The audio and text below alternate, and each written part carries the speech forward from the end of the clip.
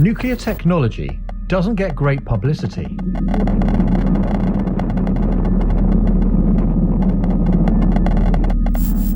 In blockbuster films, it creates terrifying monsters such as Godzilla and the Hulk. It's characterized by incompetence in cult TV shows like The Simpsons and the hit HBO series Chernobyl. What did you do? I did what you said, I switched. Look at it!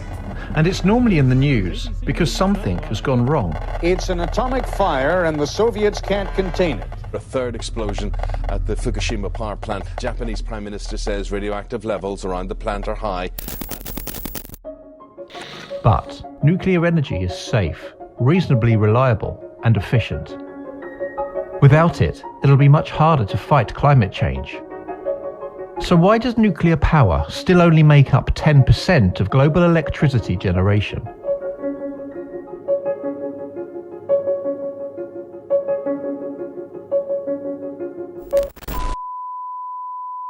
The natural power of the universe is harnessed in the new atomic bomb. Its tremendous possibilities are explained. In 1945, nuclear's full, unimaginable power was demonstrated to the world.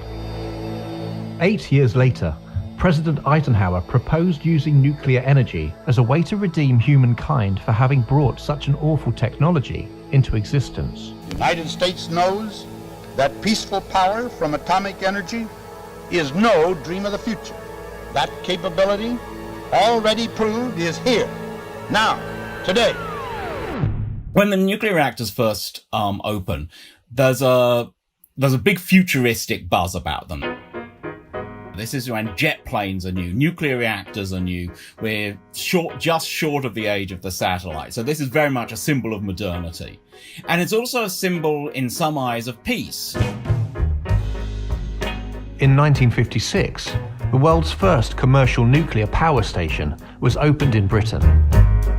By the end of the 1960s, 78 reactors had been built across 14 countries.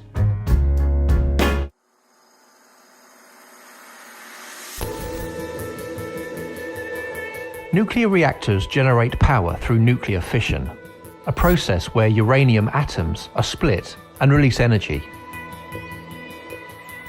In the center of an atom is its nucleus, which contains protons and neutrons.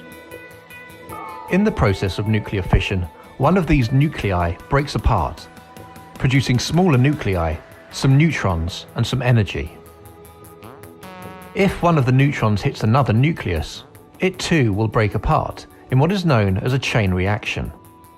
To ensure the chain reaction takes place at the right speed and the power plant doesn't overheat, control rods made of neutron-absorbing materials are lowered into the reactor. In most reactors, they sit in water, which acts as a moderator, slowing down the neutrons and helping control the rate of the reaction. The energy from the chain reaction produces a huge amount of heat, which most reactors use to turn water into steam.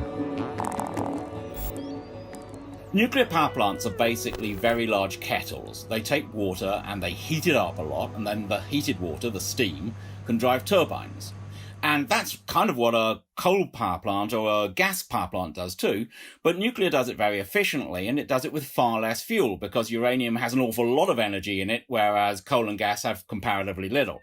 So you can fuel a nuclear reactor with, tons of fuel rather than thousands of tons of fuel.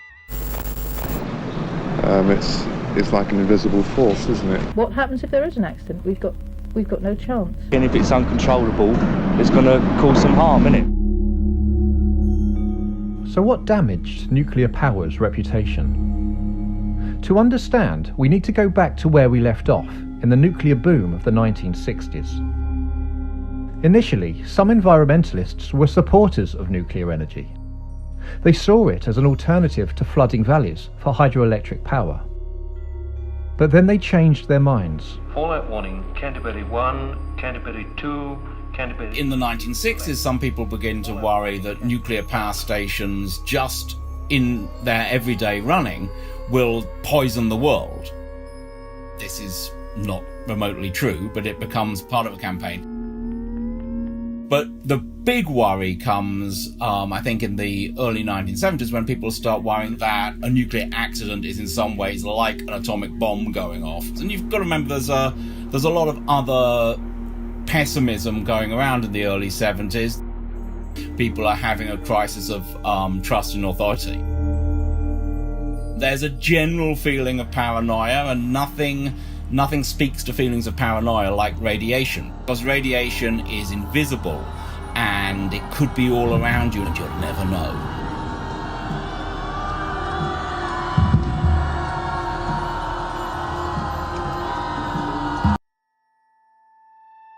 The result was a backlash against nuclear,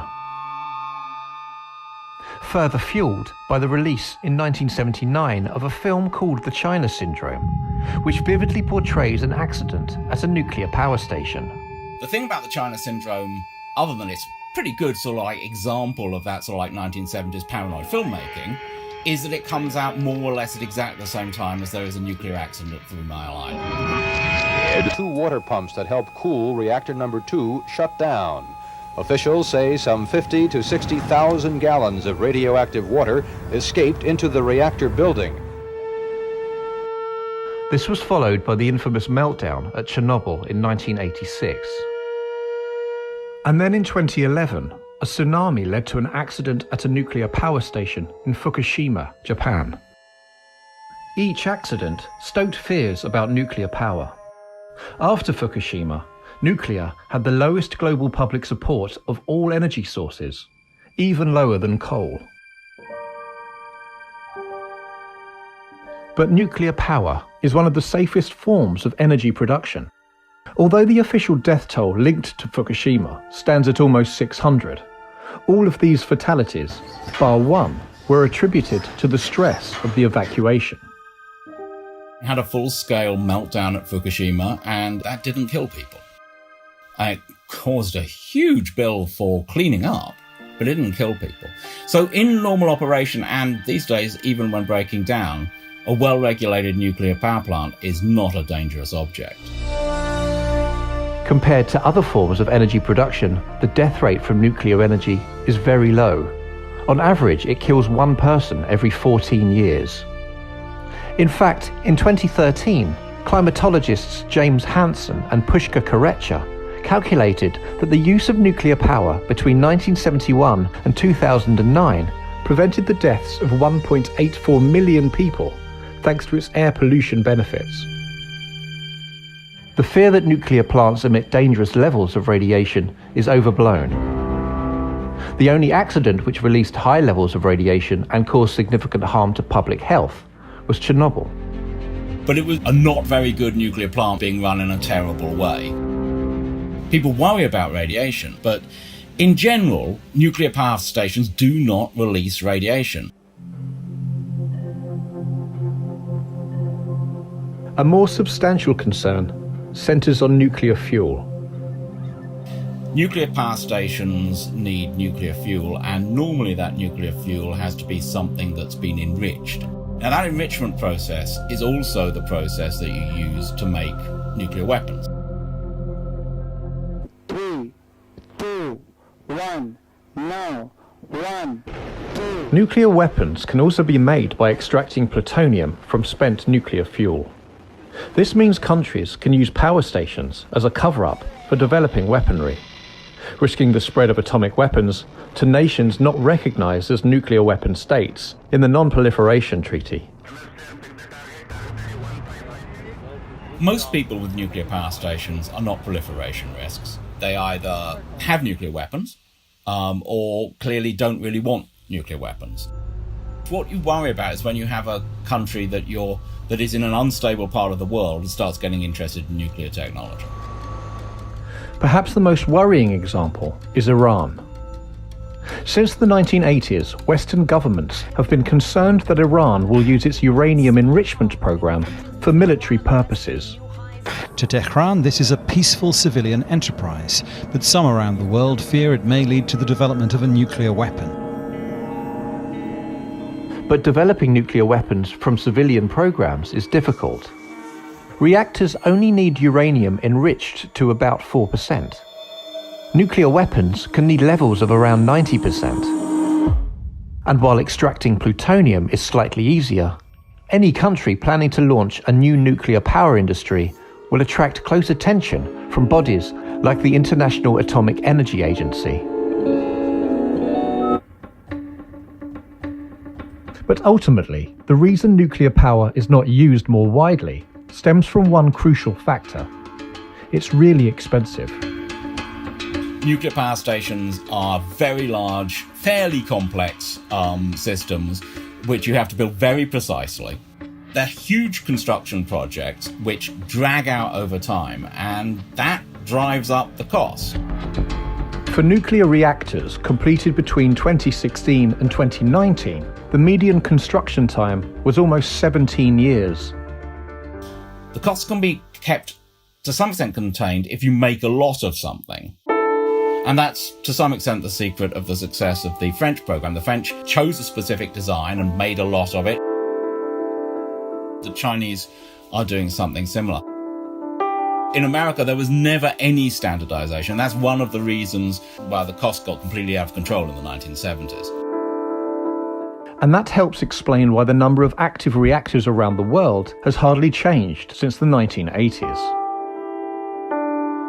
And a quarter of existing nuclear reactors in advanced economies are expected to close by 2025.